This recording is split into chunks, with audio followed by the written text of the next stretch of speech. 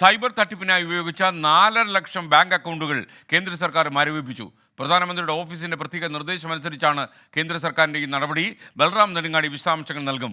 ബൽറാം, യഥാർത്ഥത്തിൽ ഈ സൈബർ തട്ടിപ്പുകൾ കേരളത്തിൽ പോലും അരങ്ങേറുന്ന ഈ സമയത്ത് കുറേ നെറിയേട് കാണിച്ച അക്കൗണ്ടുകൾ മരവിപ്പിച്ചു എന്ന വാർത്ത വരുന്നു.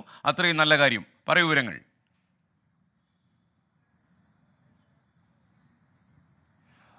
SKN സൈബർ തട്ടിപ്പിനെ കുറിച്ച് കേന്ദ്ര സർക്കാർ പ്രധാനമന്ത്രി അടക്കമുള്ളവർ നേരത്തെ തന്നെ മുന്നറിയിപ്പ് നൽകിയിരുന്നു. ഇതിന്റെ തുടർച്ചയായി തന്നെയാണ് ഈ സൈബർ തട്ടിപ്പുകളെ ചെറുക്കുന്നതിനായുള്ള നടപടികൾ. ഇതിനായി സൈബർ ക്രൈം കോർഡിനേഷൻ സെന്ററിന് ആവശ്യമായ നിർദ്ദേശങ്ങൾ നൽകിയിരുന്നു. തുടർന്നാണ് രാജ്യത്ത് ഇത്തരം സൈബർ തട്ടിപ്പിനായി ഉപയോഗിച്ച 4.5 ലക്ഷത്തോളം ബാങ്ക് അക്കൗണ്ടുകൾ മരവിപ്പിക്കാനുള്ള ഒരു തീരുമാനം എടുത്തിരിക്കുന്നത്. ആ മരവിപ്പിക്കൽ നടപ്പാക്കിയിരിക്കുന്നു എന്നാണ് മനസ്സിലാക്കാൻ കഴിയുന്നത്.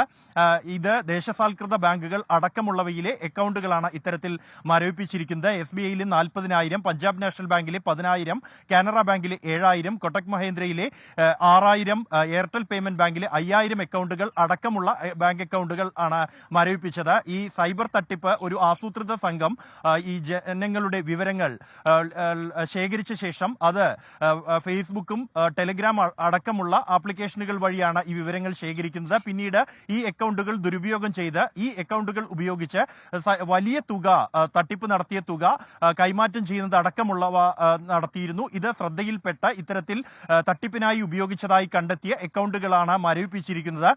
ഈ നടപടി മരവിപ്പിക്കൽ നടപ്പാക്കിയ കാര്യം പ്രധാനമന്ത്രിയുടെ ഓഫീസിനെ സൈബർ ക്രൈം കോർഡിനേഷൻ സെന്റർ അറിയിച്ചിട്ടുണ്ട്. തുടർ നടപടികൾ ഈ വിഷയത്തിൽ തട്ടിപ്പ് തടയാൻ ആവശ്യമായ തുടർ നടപടികൾ സ്വീകരിക്കാനുള്ള നിർദ്ദേശം പ്രധാനമന്ത്രിയുടെ ഓഫീസ് നൽകിയിട്ടുണ്ട്. ആഭ്യന്തര മന്ത്രാലയവും പ്രധാനമന്ത്രിയുടെ ഓഫീസും സംയുക്തമായി കൊണ്ടാണ് ഇത് നടപ്പാക്കിയിരിക്കുന്നത്.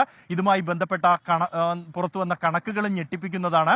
2023 ജനുവരിക്ക് ശേഷം ഇതുവരെ ഏതാണ്ട് 1 ലക്ഷത്തിലധികം സൈബർ തട്ടിപ്പ് കേസുകൾ രജിസ്റ്റർ ചെയ്തിട്ടുണ്ട് രാജ്യവ്യാപകമായി എന്നാണ് പുറത്തു വന്നിരിക്കുന്ന കണക്ക്. ഒപ്പം തന്നെ കഴിഞ്ഞ ഒരു വർഷത്തിനിടെ മാത്രം 17,000 കോടി രൂപയോളം സൈബർ തട്ടിപ്പിലൂടെ രാജ്യത്തെ ജനങ്ങളിൽ നിന്നും തട്ടിയെടുത്തതായുമാണ് പുറത്തുവരുന്ന കണക്ക്. ഇത്രത്തോളം ഗൗരവമായ സാഹചര്യത്തിലാണ് ഉന്നതതല ഇടപെടൽ ഈ വിഷയത്തിൽ ഉണ്ടായിരിക്കുന്നത്. Thank you Balram Nedungadi.